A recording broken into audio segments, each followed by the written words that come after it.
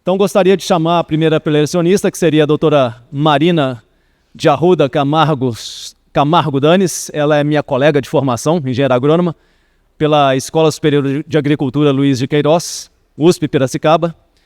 Ela tem mestrado em Ciência Animal e Pastagem pela mesma instituição, PhD em Bovinocultura de Leite pela University of Wisconsin, Madison, Estados Unidos, e atualmente é professora adjunta do Departamento de Zootecnia da Universidade Federal de Lavras, onde eu também formei. Seja bem-vinda e venha para cá. Estou muito feliz de estar aqui, queria agradecer o convite e a recepção, fui muito bem recebida e estou muito impressionada, né? Falei para o Slay de manhã com a estrutura, eu não conhecia, com também o trabalho, né? Fiquei fuçando bastante no site, conhecendo os cursos e estou impressionadíssima, achei uma coisa incrível. Virei uma admiradora, né, como você mencionou, do empreendedorismo e da visão, né, que eu estou vendo aqui. E agradecer meu colega, o professor Leandro, que me convidou também, fez essa ponte. E vocês estarem aqui, né, muito obrigada. Então, o tema que eu vou cobrir aqui hoje é bem amplo. Eu trouxe algumas ideias para a gente discutir e a gente vai ter mais tempo depois também na mesa redonda para discutir outras ou se aprofundar nas que eu mencionar aqui, né. Então, quando a gente pensa no sistema produtivo, né, tanto de leite quanto de corte, de ruminantes de um modo geral, a pergunta aqui é proteína e energia, que estão diretamente relacionados à nutrição, né, são nutrientes. E por que isso? Porque no sistema de produção, a nutrição ela é o item de maior custo no sistema de produção, e isso não é novidade para ninguém. Além disso, é o principal definidor do desempenho produtivo. Então, é a nutrição que faz com que o animal desempenhe e que isso também traz retorno para a fazenda, né, para o sistema de produção. E, além disso, ela tem uma grande influência sobre saúde animal que afeta a longevidade desse rebanho. E quando a gente pensa no impacto ambiental que a produção de alimentos causa em animais que ficam muitos anos no rebanho, como vacas de cria ou vacas leiteiras, a longevidade é extremamente importante, porque é mais tempo de vida produtiva e a longevidade é baixa em vacas leiteiras, que é a área que eu trabalho mais. Nós temos que começar a pensar nisso também. E existe toda uma linha de nutracêutica, de entender como os nutrientes afetam a saúde do animal, que também, no fim do dia, vai afetar a rentabilidade. Então, a nutrição é um componente importante. E dentro da nutrição, se a gente pensar numa dieta típica de ruminantes, que a gente tem esses ingredientes, né, sempre, quase todas as situações, dietas com base em forragem. Estou aprendendo um monte aqui de dieta sem forragem, desde ontem. Mas grãos de cereais, farelos proteicos, sementes de oleaginosas, coprodutos da indústria, né, que é também uma grande vantagem do animal ruminante, de poder usar muitos produtos que outras espécies não usam, e minerais e aditivos. A gente combina esses ingredientes para fazer uma dieta que o animal vai ver nutriente, né, o que ele está recebendo. E essa dieta de ruminante ela é principalmente de 60% a 80% carboidratos, depois ali de 10% a 20% de proteína, e frações menores de gordura e minerais e vitaminas e aditivos, né?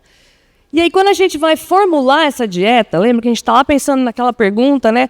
Energia e proteínas, principais restrições ou principais desafios. A gente tem os ingredientes, eles são um lado da formulação, que é o aporte, o suprimento, o aporte de nutrientes, que vem da combinação desses ingredientes. E o outro lado é a exigência do animal, que eu preciso conhecer. Então, muito importante que para a gente trabalhar isso, a gente precisa de dado. Então, eu preciso analisar alimento, e eu preciso pesar animais, eu preciso medir animais, eu preciso ter anotações que me permitam ter uma exigência acurada e um suprimento, um aporte de nutrientes acurado, para eu poder fazer esse balanço. Porque o que tiver em excesso vai prejudicar o meio ambiente, o que tiver em excesso vai prejudicar o bolso, e o que tiver em falta vai prejudicar o desempenho. As principais coisas que a gente balanceia na dieta são energia, proteína e minerais, né? E eu vou focar nesses dois aqui nessa palestra. E começando com energia. Quando a gente pensa em que nutrientes fornecem energia para os ruminantes, os principais são carboidrato e lipídio, né? Que são os ingredientes, os nutrientes na dieta. Mas o carboidrato ele tem uma importância quantitativa maior, porque se a gente olhar uma visão bem simplificada do aporte energético para o ruminante, 75% desse aporte está vindo dos ácidos graxos voláteis, que são o produto da degradação dos carboidratos no rumen. Isso atende 75%, até mais às vezes, da demanda energética. E isso vem de carboidrato na dieta. Um pouco de carboidrato também passa para o intestino para ser digerido lá, vira glicose, né, principalmente amido, virando glicose. E aí esses outros 25% vêm disso e vêm de outros nutrientes que também são fontes energéticas, como lipídio. Mas quando a gente olha a proporção deles na dieta, como eu falei no slide passado, 60% a 80% é carboidrato. Então, a importância é bem grande. Então, ele aparece aqui, e o lipídio é uma proporção menor, tem uma densidade energética maior, isso é interessante, dá para a gente trabalhar muito com isso também. Eu vou dar um exemplo mais para frente sobre isso. Mas o carboidrato é a principal, talvez, trabalho do nutricionista. É trabalhar esse tipo de carboidrato e esse balanço entre os tipos de carboidrato na dieta. Por quê? Desculpa, ainda antes. Então, por que falar primeiro do carboidrato? Além de ser o maior componente da dieta, de ser a principal fonte de energia para o animal, ele também é a principal fonte de energia para o micro-organismo do rumen. Então, o micro-organismo ruminal, ele vira a principal fonte de proteína para o animal, porque esse micro-organismo ele sai junto com o alimento o tempo todo, e ele é basicamente proteína. E aqui é um exemplo bem simples de crescimento dessa proteína, desse micro-organismo ruminal, de acordo com a degradação de diferentes tipos de carboidrato. Só para mostrar o tanto que é responsivo à disponibilidade de energia que o carboidrato traz no rumen para esse micro-organismo crescer. E, além disso, os carboidratos são os responsáveis pela saúde intestinal, saúde ruminal, desse animal. Então, fazer uma massa de volume no rumen, fazer o animal mastigar para produzir saliva e tamponar os ácidos que estão sendo produzidos pela degradação de carboidrato é muito importante. Porque quando o animal tem um desbalanço grande em ácido e tamponamento, que vem principalmente da saliva, e entra no estado de acidose ruminal, essa acidose ruminal pode virar uma inflamação sistêmica. Deu algum BOzinho aqui.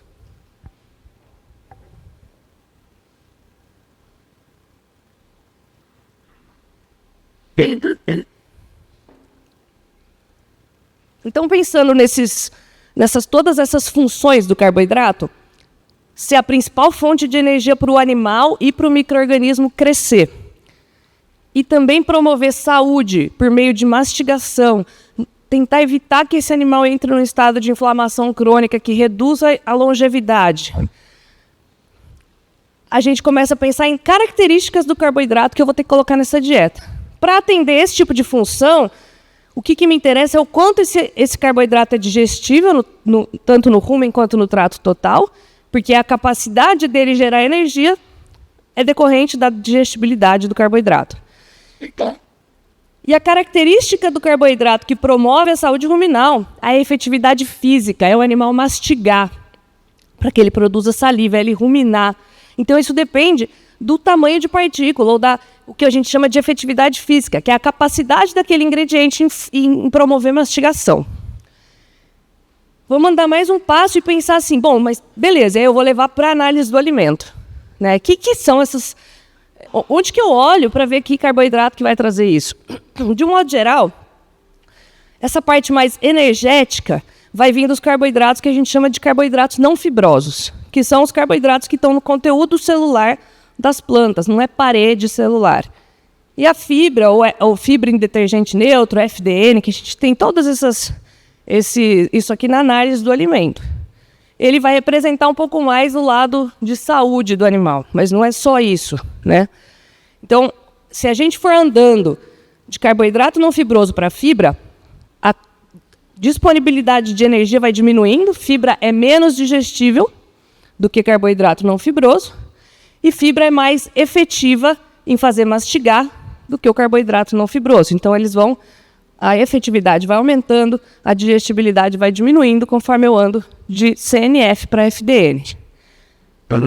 Esses dois são frações que não nos contam a história toda. Não adianta só eu pensar em FDN e CNF. E eu gostaria de entrar um pouco mais, pensar o que tem nesse FDN que vai promover essa mastigação, o que tem nesse CNF que vai promover a energia, ou que eu posso manipular. Na verdade, o que mais me interessa são pontos que eu posso manipular na dieta. O que eu não manipulo muito, ele entra meio que como uma consequência. Então, dentro do CNF, existem esses nutrientes, né? Açúcar, pectina, frutana e amido. Esses 3 aqui são rapidamente degradáveis no rumen, eu quase não manipulo. Ele é totalmente degradado de forma muito rápida, mas o amido não. O amido é super variado, eu consigo mexer na degradação ruminal dele, eu posso mudar híbrido. Olha quantos critérios de tomada de decisão o nutricionista pode ter aqui, né? Qual híbrido, quando eu colho, que tipo de processamento de grão eu vou fazer, quanto tempo ele ficou armazenado, porque em alguns processamentos, silagens principalmente, o tempo de armazenagem afeta a digestibilidade do amido. Do lado da efetividade, a gente tem FDN vindo de forragem e coproduto fibroso, né? Como uma casca de soja, por exemplo. O coproduto fibroso não faz mastigar. Então, a forragem, sim, mas se a forragem estiver muito picada, não necessariamente causa essa mastigação. Então, a gente tem que olhar para o tamanho de partícula dessa forragem. Então, no fim do dia, pessoal, mais do que pensar em energia, o nutricionista ele se vê obrigado a pensar em balanceamento do carboidrato, que é o principal componente da dieta.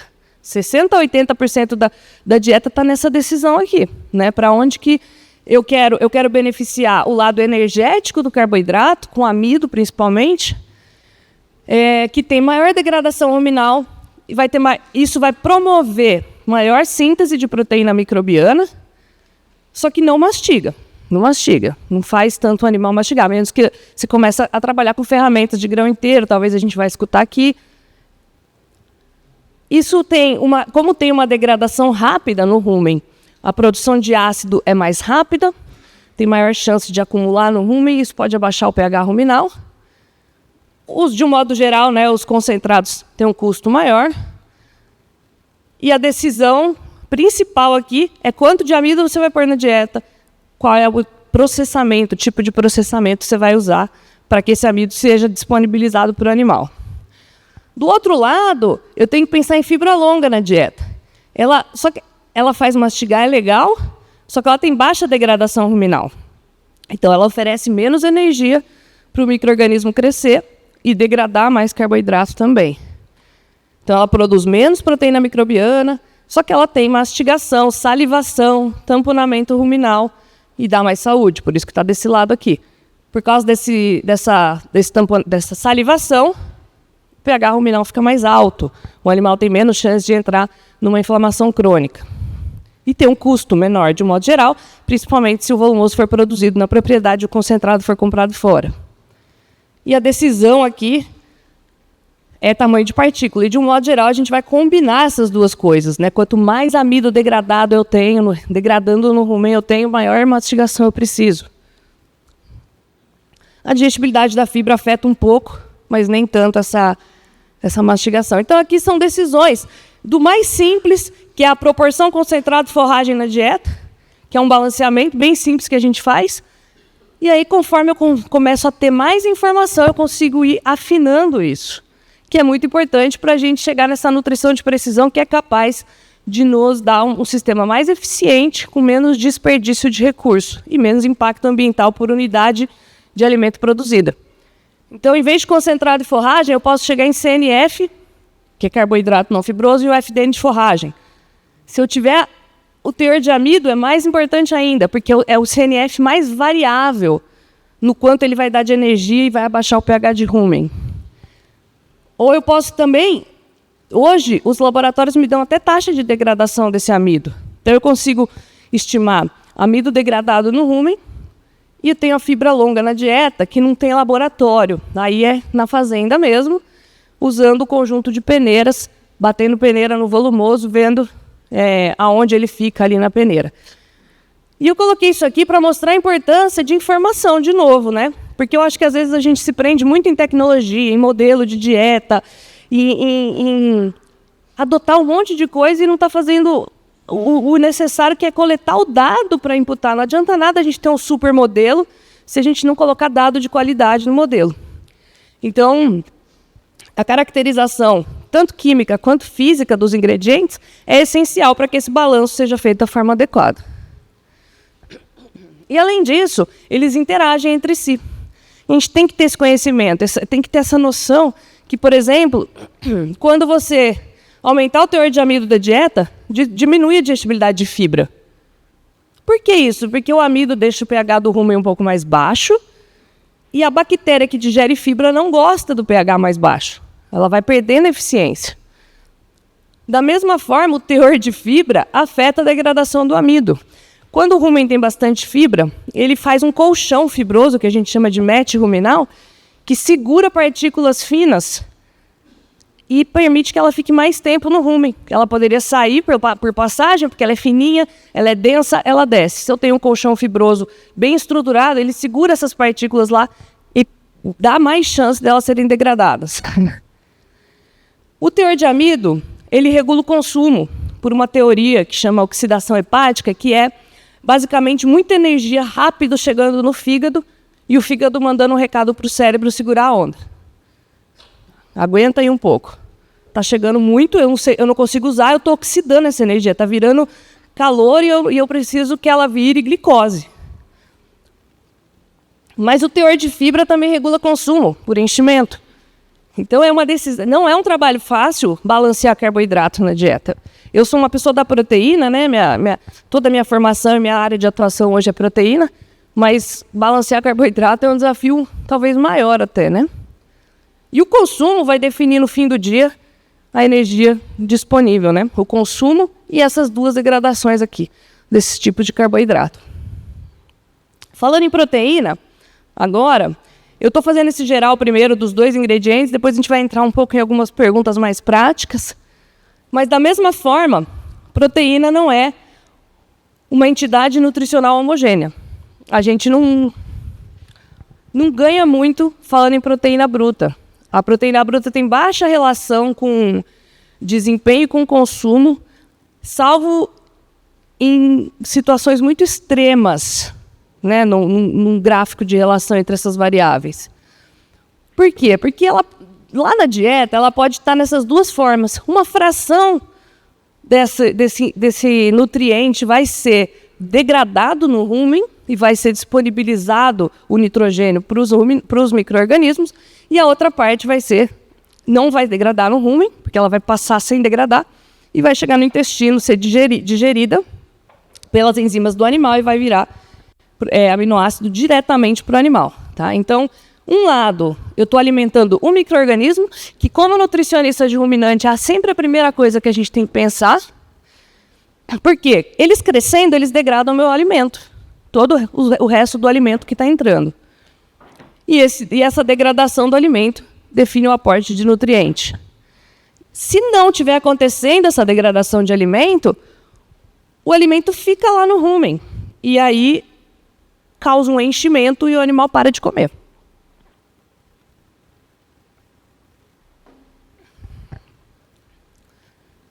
E esse PDR, esse micro-organismo, como eu já falei, vira a principal fonte de proteína para o animal, que é a proteína microbiana. Já a proteína não degradada no rumen, ela vai ser uma fonte de aminoácido direto para o animal. E esse aporte depende da qualidade da fonte proteica. Né? Então, isso é bem importante, porque quando a gente trabalha com fontes proteicas, às vezes tentando aumentar a passagem, né, o escape de proteína para o intestino, porque eu tenho alta exigência, eu preciso de mais proteína metabolizável, mais proteína disponível para o animal, eu posso trabalhar com, por exemplo, aquecer um farelo de soja, fazer um tratamento químico que reduza o ataque de micro-organismo ao alimento. Mas isso aí eu tenho que garantir que não está atrapalhando a digestibilidade intestinal lá na frente, senão vai acabar nas fezes essa proteína. E aí, essa proteína microbiana, junto com a não degradada no rumen, chegam no intestino, as enzimas do animal degradam ou digerem em aminoácidos, e esses aminoácidos são absorvidos. E é o que a gente chama de proteína metabolizável, que é o aminoácido que está aparecendo lá no sangue do animal para ser usado nas funções dos tecidos desse animal. Falando primeiro um pouquinho mais disso, coisas que a gente tem que prestar atenção no PDR, é que se o PDR só funciona e só vira proteína microbiana se tiver energia lá dentro. Do mesmo jeito, se tiver energia, só faz proteína microbiana se tiver PDR. Os dois têm que estar... Percebam como é tudo um balanço, né? Então, esses dois têm que estar alinhados à disponibilidade de proteína degradada no rumen com a disponibilidade de carboidratos fermentados no rumen. Se você tiver isso aqui balanceado, você maximiza a síntese de proteína microbiana, que é o melhor que você pode fazer. Nenhum alimento vai te dar uma proteína de melhor qualidade do que a proteína microbiana. Ela tem alta digestibilidade no intestino e um perfil de aminoácido muito adequado para o que o ruminante precisa. Se você tiver excesso de PDR, então essa balancinha pendendo para o lado de cá, esse nitrogênio vira amônia no rumen, o micro-organismo não tem energia para usar, vai ser absorvido pelo sangue e vai parar no fígado. O fígado transforma toda essa amônia em ureia e excreta na urina. Uma parte recicla, mas uma boa parte, 2/3 disso, vai sair na urina. Isso é um problema, né? O nitrogênio da urina é extremamente lábil, ele vira óxido nitroso, um grande contribuidor para gases do efeito estufa, super potente. E, além disso, diminui a eficiência, ou seja, a conversão do nitrogênio da dieta para o nitrogênio produtivo, que vai ser leite ou músculo do animal. E, de um modo geral, ingredientes de proteína são caros. Se faltar PDR, ou seja, a balancinha descer, né? Acho que, na verdade, tinha que ter feito para cá também, né, a seta. Que daí ela ia descer para cá. Está faltando proteína. O crescimento microbiano é prejudicado. Não cresce porque não tem nitrogênio. E aí não degrada, não tem micro-organismo crescendo e se multiplicando, não degrada a fibra que está entrando, o carboidrato que está entrando. Isso causa, como eu já falei, uma lentidão no esvaziamento ruminal e acaba causando enchimento e diminuindo o consumo. Então, uma característica, um sinal claro de deficiência de PDR é queda de consumo. Então, se a gente está típico, assim, um pasto muito baixa proteína, pasto de seca, tem macega, tem massa e o animal não está consumindo, o rumen está vazio. E você põe um proteinado, uma ureia, e ele começa a comer, é porque isso aqui andou para frente, você destravou um pouco ali. E no PNDR, eu acabei já mencionando isso no slide anterior, a gente tem que se preocupar com essa digestibilidade da parte que passa. Isso é bem sério, eu tenho uma linha de pesquisa que trabalha caracterizando os alimentos que a gente tem na indústria, do ponto de vista de degradação ruminal, cinética, o quanto que degrada, em quanto tempo, quanto eu posso considerar daquilo como PNDR, e animais de alta exigência, isso é bem importante. E não só de alta exigência quantitativa, mas qualitativa também, como eu vou mostrar mais para frente, em vacas em gestação. E como que é o perfil de aminoácido dessa PNDR? Eu não vou entrar muito aqui, mas a gente pode conversar, eu trabalho bastante com isso. Então eu deixei, porque eu falei, se vocês tiverem bastante interesse, a gente discute mais na mesa redonda. Então, por exemplo, um animal, olha a importância da proteína microbiana. Um animal que tem uma baixa exigência, um animal que está em mantença, ele consegue, a exigência, imagina que é esse quadradinho, é o tanto que ele precisa de proteína ou de aminoácido lá no sangue dele. Quase tudo ele consegue suprir com proteína microbiana, que é muito boa. Ou seja, ela pode ser até 90% de toda a proteína que vai chegar para o animal. Conforme essa exigência vai aumentando, vacas de alta produção, por exemplo, existe um aumento de proteína microbiana, a vaca come mais, então dá mais nutriente para o micro-organismo fazer microbiana, só que tem um limite, né? Existe um limite fisiológico ali. E aí eu tenho que completar o que falta com PNDR, e nessas horas, às vezes, eu tenho dificuldade de encontrar ingredientes que tenham alta PNDR para completar isso sem aumentar tanto o PDR. E aí, seja nessa situação ou nessa, o animal recebeu essas duas fontes de aminoácido. Proteína microbiana, já falei várias vezes, é muito boa, tem alta digestibilidade e ótimo perfil de aminoácido. E a digestibilidade e o perfil de aminoácido PNDR vai depender da fonte e do processamento que essa fonte sofreu. Então, como nutricionista do lado proteico, eu quero maximizar a síntese microbiana trabalhando esse balanço entre carboidrato fermentado no rumen e PDR. E quero caracterizar muito bem os meus ingredientes proteicos para ver que tipo de aminoácido eu estou mandando no intestino. Eu preciso mandar os aminoácidos que o animal precisa, senão ele vai oxidar o que tiver em excesso. Isso representa, na verdade, uma grande parte da ineficiência do uso do nitrogênio, é queimando o aminoácido que ele não precisava. Né? Então, se a gente pensar que aminoácidos que a gente tem trabalhado, né, na nutrição de ruminantes mais ativamente, assim, quando eu comparo isso que está chegando para ele, aminoácido da proteína microbiana com o PNDR dos alimentos, com a exigência, o perfil de aminoácido do corpo e do leite, os aminoácidos mais deficientes, que mais comumente aparecem deficientes, são a metionina, a lisina e a histidina. Então, quem trabalha nessa área, tanto em leite quanto em corte, a gente tem atuado bastante em olhar esses 3 aminoácidos e agora aprendendo algumas outras coisas, né?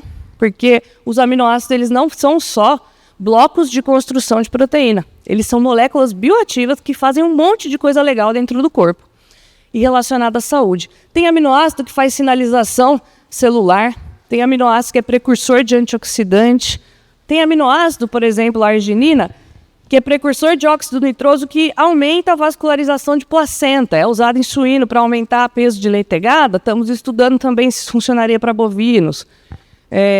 Afeta a reprodução, lactação. E uma coisa que eu tenho trabalhado bastante é situações de desafio. Estresse por calor, transição, doenças, distúrbios metabólicos.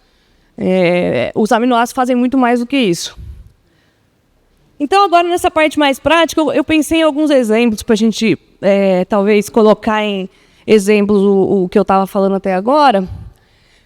Se a gente pensar em situações dietéticas diferentes, que é pasto o ano todo, pasto de verão e confinamento no inverno, ou confinamento o ano todo, para qualquer tipo de vaca de leite, de corte, terminação, que é recria.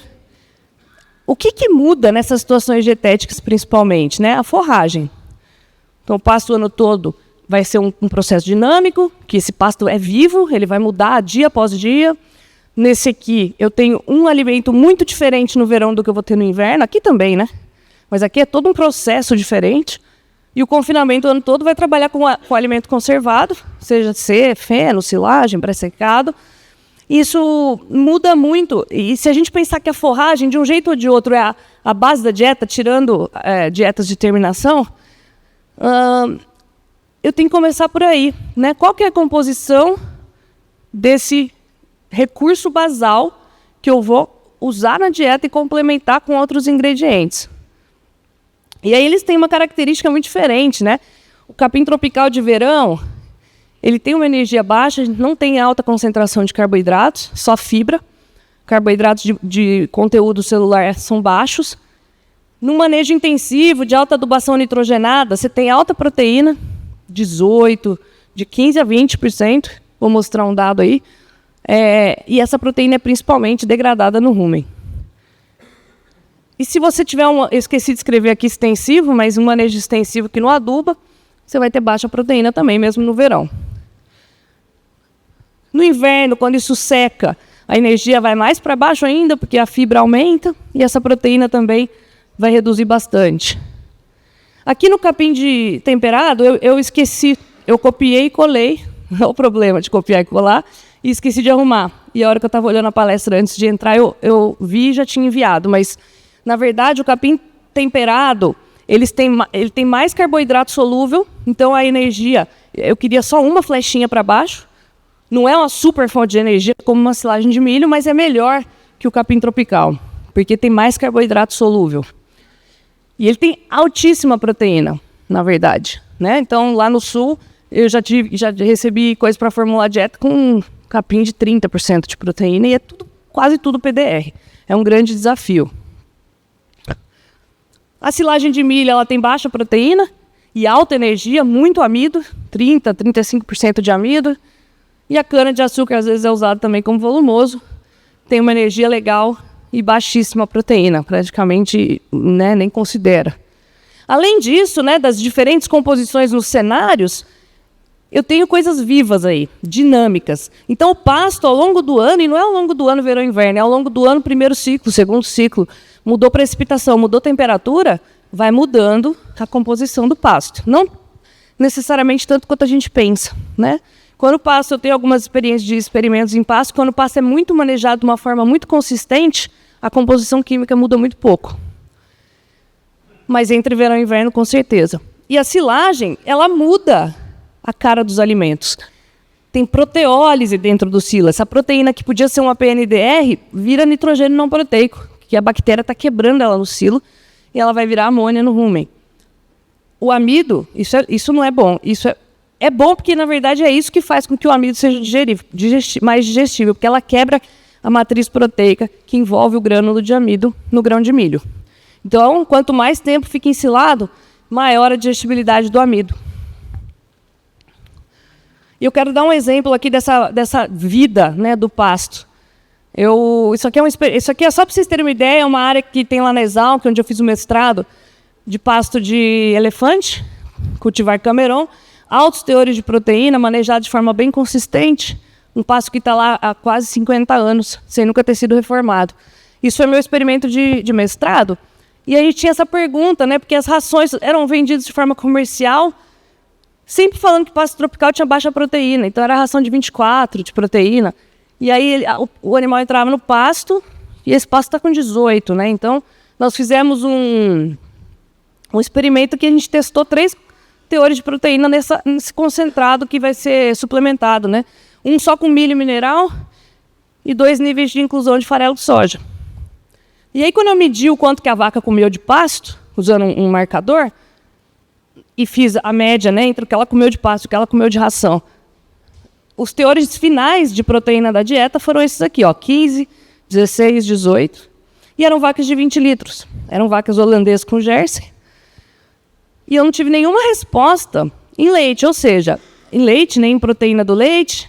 Nessas primeiras 3 barras são todas as vacas do experimento. E nessa segunda eu peguei as 15 melhores vacas, né? Os 5 melhores blocos, por isso que o leite aumenta. Porque eu falei, será que vai ser diferente a resposta se eu pegar as vacas de leite um pouquinho maior? E não foi. Nem em leite, nem em sólidos, né? A única coisa que mudou, se eu coloquei mais proteína e ela não fez nada com aquilo, essa proteína vai ser excretada na forma de ureia na urina, e a gente consegue observar isso na eficiência de uso do nitrogênio descendo, conforme eu pus mais. E em leite é muito legal que eu consigo avaliar isso na análise de leite pelo nitrogênio ureico no leite, que representa de forma muito bonita aqui, ó, a eficiência de uso do nitrogênio. Depois nós repetimos o experimento em vaca de início de lactação. Aquelas vacas eram no meio da lactação. Só que nesse aqui o pasto caiu a proteína. Eu não sei o que aconteceu. E aí tinha 15,5 e não 18. Os mesmos 3 concentrados, só milho, uma inclusão de farelo de soja, mais farelo de soja. Só que aqui é vaca em início de lactação. Olha que interessante. Eu defino o quanto ela vai comer de concentrado nesse sistema de pasto pelo tanto de leite que ela está dando.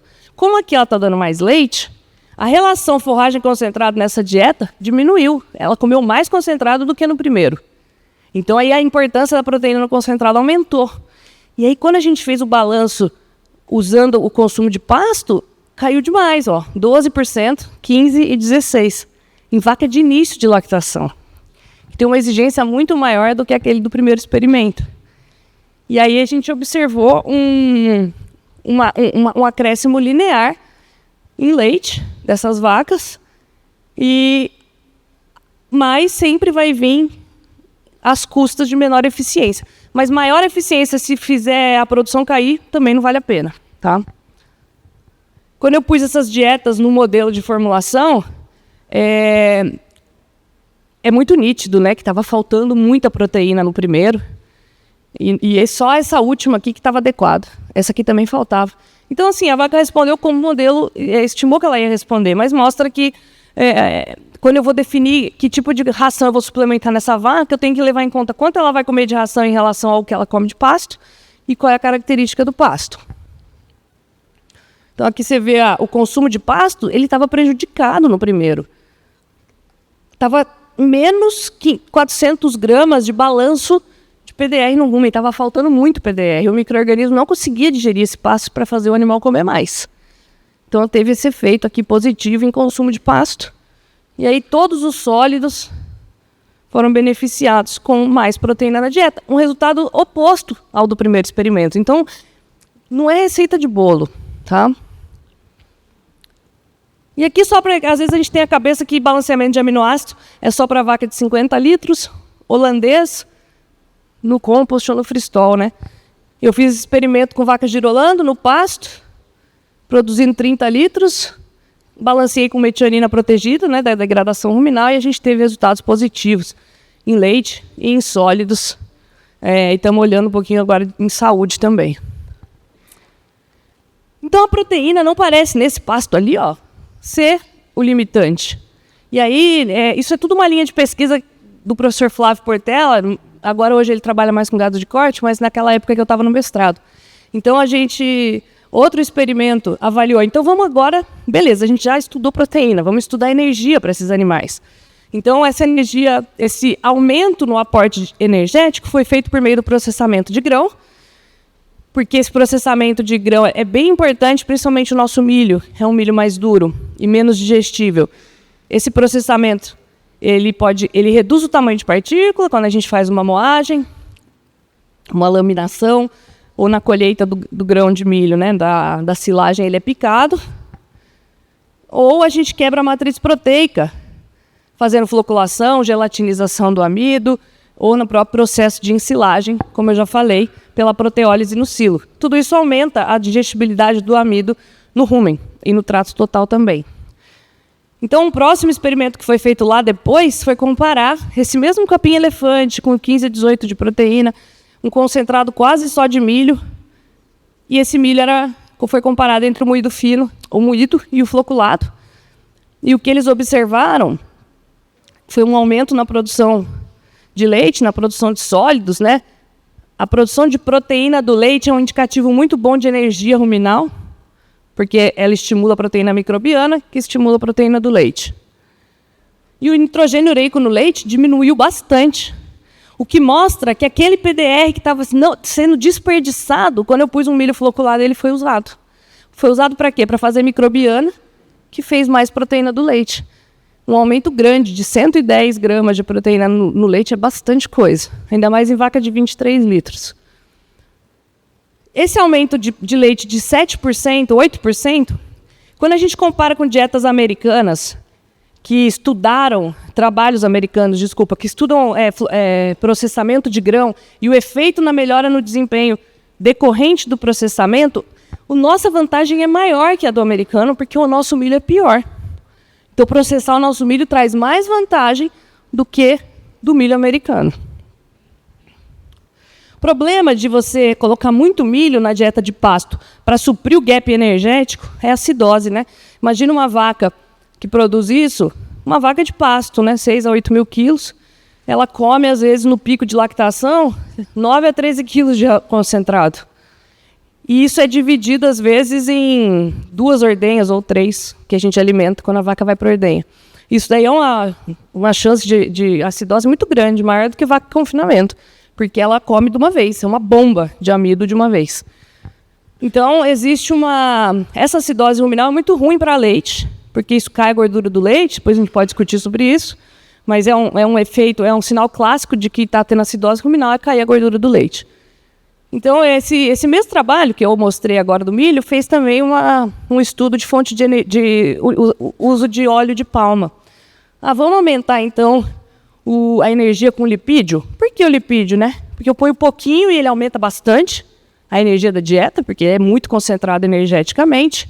Ele não fermenta no rumen, então ele não causa acidose, não produz ácido. Ele é muito bom para usar quando o amido já está maximizado. Eu não posso pôr mais amido. Meu balanço de carboidrato eu já não tenho mais para onde correr.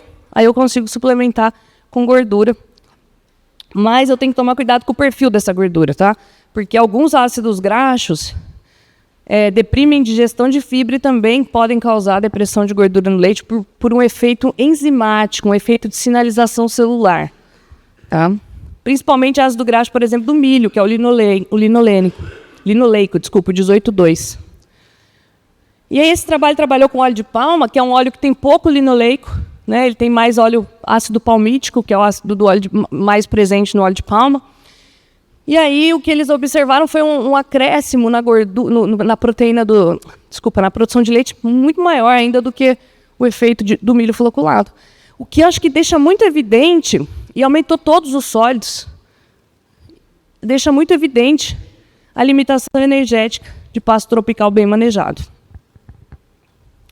Ops. E uma coisa que eu acho muito legal é que essas 4 dietas, floculado ou milho moído, gordura ou não gordura, foi usado só nas primeiras 3 semanas de lactação. E o leite foi medido até o fim da lactação, 10 meses. E essa diferença se manteve mesmo depois que todas as vacas entraram no mesmo tratamento, que foi o milho moído sem gordura. Ou seja, teve um efeito residual muito interessante, que aí você começa a pensar naqueles efeitos de nutriente mexendo no metabolismo do animal. Mexendo em capacidade sintética da célula e por aí vai. Então o milho, aqui quando a gente mediu a lactação inteira da vaca, a gordura aumentou 16% o leite na lactação no milho moído. No milho floculado aumentou 10%. Então assim, no milho moído a deficiência energética era maior, porque o milho moído dá menos energia.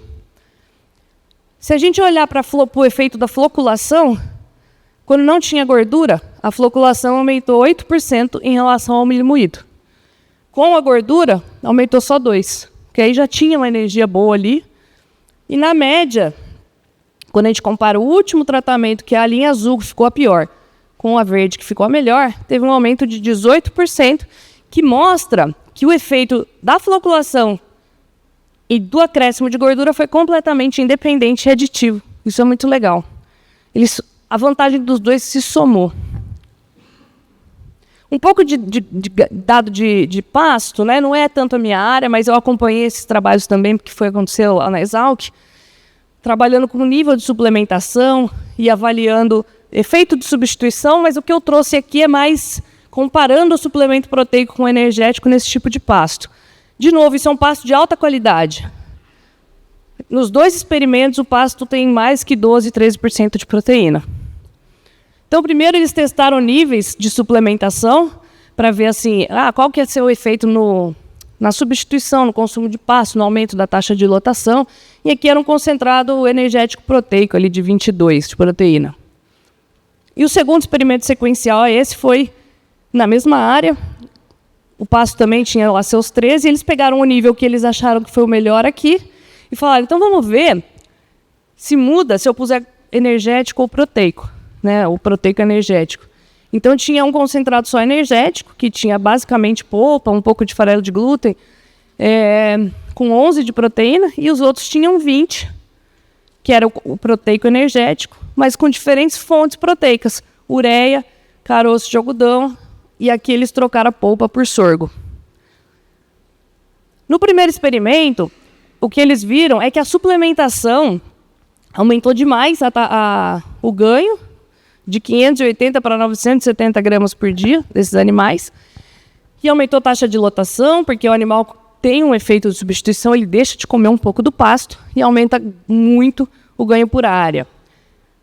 Ao pegar esse nível de 6% e jogar num pasto, no próximo experimento, com diferentes concentrados, eles não observaram nenhuma diferença do proteico e do energético. Os dois funcionaram. E aí entra toda uma discussão de se existe mesmo nutriente limitante que a gente pode fazer na mesa redonda. Mas não teve essa diferença. Aí essa pessoa pensa assim, bom, mas e se o pasto fosse pior? Tem muito pasto pior, isso aí é pasto top já. Né? E não no pasto pior... Esse mesmo pessoal que fez isso aqui, o João Dória, que hoje trabalha bastante com tecnologia, nessa época ele trabalhava com manejo com bovino de corte em pasto, né? Eles fizeram uma avaliação na literatura, conseguiram muitas comparações de experimentos e fizeram a diferença entre um tratamento que tinha suplementação e um tratamento que não tinha. Então, os dados que vocês vão olhar aqui é dado de diferença do delta entre tratamento suplementado e não suplementado. Que pergunta que ele queria responder? Tem diferença de desempenho no tipo de suplemento, energético, proteico energético, e na qualidade do pasto. Pasto com menos de 9% ou mais de 9% de proteína bruta. O que eles viram aqui é que quando eles olharam o pasto ruim, que tinha 6% de proteína, mas ele variou de 1 a 9. 6 foi a média. Teve uma diferença, teve um efeito. Lembre, isso daqui é diferença. Então, quem recebeu o concentrado energético ganhou 250 gramas a mais do que quem não recebeu o concentrado. Não recebeu suplementação. O proteico só 150 e o proteico energético foi igual ao outro. Então, o que dá a entender aqui? Faltou energia aqui para conseguir ganhar mais. Tinha proteína, mas não tinha energia. E o consumo de proteína bruta foi o mesmo. Apesar do consumo de proteico ter sido bem menor em quilos, como ele tinha bem mais proteína, aqui acho que eu pus, né, a diferença. Ó, o proteico tinha mais que 30 de proteína, o energético menos que 15 e no meio o proteico energético. Mesmo consumindo o mesmo tanto de proteína dos outros tratamentos, ele não conseguiu ganhar peso, porque faltou energia. No pasto de alta qualidade, que tinha 13 de proteína, a diferença foi menor e é esperado isso, o efeito de substituição é maior quando o pasto é bom. E aqui, ó, não teve essa barra laranja para baixo. Mas, olha só que interessante, o consumo do proteico foi muito maior. Então, pode ser que parte disso tenha sido usado como energia. Tem muita interação entre energia e proteína. E se a gente pensar em uma situação pior ainda, como quando a gente pensa no sistema de cria em regiões tropicais, a gestação da vaca ela acontece o terço médio e final numa fase que não tem chuva e a proteína é baixíssima do pasto. E essas vacas estão lá gestando um bezerro que está produzindo fibra muscular, número de célula de músculo que vai afetar o ganho de peso dele para a vida inteira. No terço médio. E no terço final produzindo célula de gordura, que vai afetar marmoreio e acabamento para o resto da vida dele. Isso é uma linha de pesquisa do professor Matheus Jombelli, meu colega no departamento, e eu roubei uns slides com a autorização dele para mostrar para vocês, só mencionar os trabalhos que ele tem feito lá. Então, eles deixaram a vaca passando fome, digamos assim, né, no terço nutrição ruim, a dieta de 5,5% que era o pasto, né? E assim, o bezerro vai sempre crescer. A vaca ganhou peso, 4 quilos, eu acho, no final, 6 quilos de balança. Mas ela está tirando do corpo dela para dar para o bezerro. E ela tem que tirar músculo. O bezerro, placenta, não usa ácido graxo. Não adianta ela tirar gordura, não adianta deixar a vaca gorda. Porque ele não usa ácido graxo, ele precisa de glicose. Então ele queima músculo para o músculo soltar aminoácido no sangue. O fígado da vaca faz glicose e passa para o bezerro, pela placenta. E eles subiram essa dieta para 10%, e isso foi só no terço médio. Não suplementou no terço final. Era um experimento de estratégia, né? E aí você vê um aumento de 64 quilos de balança, 9 quilos de carcaça, a mãe ganhou peso. Isso teve um efeito enorme nos bezerros também. Só no terço médio, continuou passando fome no terço final. Então isso aumentou o desempenho dos bezerros, eu vou mostrar aqui, ó. Aqui é a diferença de peso dos bezerros em cada fase do bezerro que foi gestado pela mãe, que recebeu o suplemento, comparado ao bezerro gestado pela vaca que passou fome. Então, eles tiveram vários indicadores de desempenho melhor. Além disso, marcadores metabólicos mostrando que eles tinham maior capacidade de produzir músculo, de ganhar peso, porque eles tinham mais célula muscular, e também maior capacidade de marmoreio. Indicativos disso, não foi medido diretamente. E por último, quase último, eu queria mencionar a terminação em confinamento. Na terminação tem uma exigência muito baixa em proteína, o estudo vai ser sempre mais voltado para fontes de energia, processamento de grão, uso de coprodutos proteico-energético como DDG. Num Syncorte recente, um artigo do professor Tião, até o Leandro que me recomendou, ele faz um levantamento de vários trabalhos que testaram níveis de proteína e só teve alguma diferença quando baixou muito. Foi lá para o 11, 9, geralmente com baixa PDR, sem ureia, e geralmente quando o animal era mais novo, que daí ele está crescendo ainda, né? Então aqui o animal era bem mais novo. Então, assim, tem pouca oportunidade para a gente trabalhar com proteína no confinamento, né? E tudo isso a mais vai virar urina, vai virar ureia na urina e vai ser problema ambiental. Mas às vezes não é uma opção, né? Quando a gente põe DDG porque está mais barato, na dieta de terminação, a proteína vai lá em cima. Chega a ter 18 de proteína em dieta que tem 40% de DDG. E né, a gente tem que pensar sobre isso. Aqui o professor Eric está tentando pensar em algumas estratégias. Também roubei o slide dele, um trabalho muito bacana, que ele compara 2 milhos, processamento de milho reidratado ou moído, ou seja, vou mudar a degradação do rumen, com ureia convencional ou liberação pós-rumen, ureia protegida, digamos assim, né?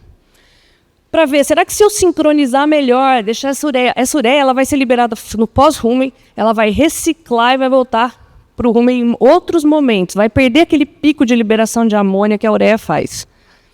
E ele teve resultados muito bacanas, tanto de vantagem em processar o milho, quanto em trabalhar com ureia protegida. É muito legal o experimento, não está finalizado ainda, eu pedi para ele para apresentar os dados. Então melhorou o ganho diário, peso de carcaça, eficiência de alimentar e de uso do nitrogênio. Então é uma tecnologia interessante. E agora sim, por último, antes eu queria convidar vocês, vai ter o simpósio dos meninos, a gente tem uma equipe de gado de corte fantástica, né? O Leandro faz parte também, na UFLA, e eles vão fazer esse simpósio em setembro. Aí eu pedi licença para a Manuela para convidar vocês também, lá no Instagram deles tem isso aí tudo. E a última coisa que eu queria falar é que nem sempre proteína ou energia é a exigência ali do ganho. No início da lactação das vacas, elas são extremamente responsivas à maior proteína. Existe uma demanda metabólica muito grande que não explica só pela proteína do leite. Aqui é uma dieta controle, primípara e multípara. Dieta controle de 15 de proteína, aumentou para 20 ou aumentou energia, para ver qual que dá mais resposta eu colocar no pós-parto imediato, proteína e energia. E a energia, que é o vermelhinho aqui, não teve diferença, ou laranjinha, e colocar 20% de proteína, aumentou 6 kg de leite corrigido para energia. Isso a gente vê consistentemente. Tem um experimento nosso que a gente fez isso, essa linha vermelha foi proteína de 18 no pós-parto, contra um 16, que se você jogar a vaca, às vezes, para um lote de alta, vai estar lá nos seus 16, 17.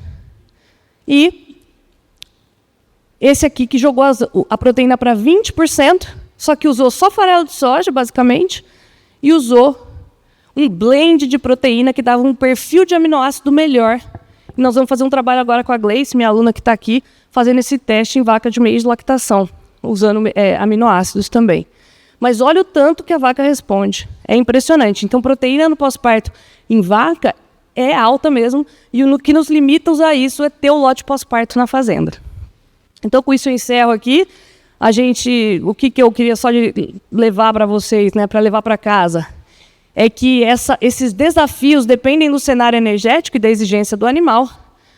Se é um animal de alta exigência que exige muito amido na dieta, o meu desafio vai ser energia versus saúde. Tamanho de partícula, mastigação, acidose, inflamação.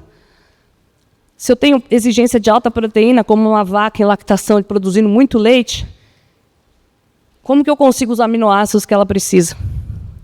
Se eu tenho uma exigência mais média, eu tenho que mais pensar em complementar a forragem, como aqueles experimentos de leite que eu mostrei. Então eu vou lá, está faltando mais energia ou mais proteína na forragem? Vou complementar. E por fim, em qualquer exigência, o balanço ruminal é sempre essencial, porque ele pode limitar consumo. Então, PDR e carboidrato impacta no ambiente, impacta no consumo. Então, não vamos esquecer que a exigência ela não é só produto, o modelo não incorpora exigência de saúde, nenhum.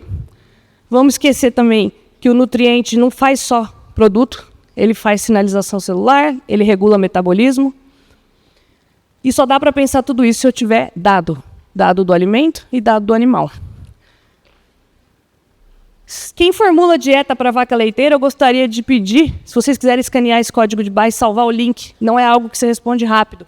Nós estamos trabalhando um projeto bem bacana para entender a realidade do formulador, do nutricionista do campo, porque eu percebo que a gente tem avanços enormes nos modelos proteicos de leite que não são incorporados no campo. Então, eu estou sentindo esse abismo. Toda vez que eu dou palestra sobre isso, eu vejo que está travando. Então, eu estou tentando entender, então, o que é o contexto de desafio no campo. É um formulário que demora 30 minutos, mais ou menos. Então, é uma coisa que você tem que parar, pegar um café, sentar e fazer. Não é rapidinho. Mas eu gostaria muito de convidar vocês a participar e ajudar na nossa pesquisa, porque vai trazer coisa bacana de volta. Vai direcionar nossas pesquisas futuras também. Com isso, eu termino aqui. Aqui são os projetos que eu estou envolvida lá na UFLA. Se vocês quiserem seguir, tirar foto e seguir depois. Agradeço de novo o convite, parabenizo pelo evento.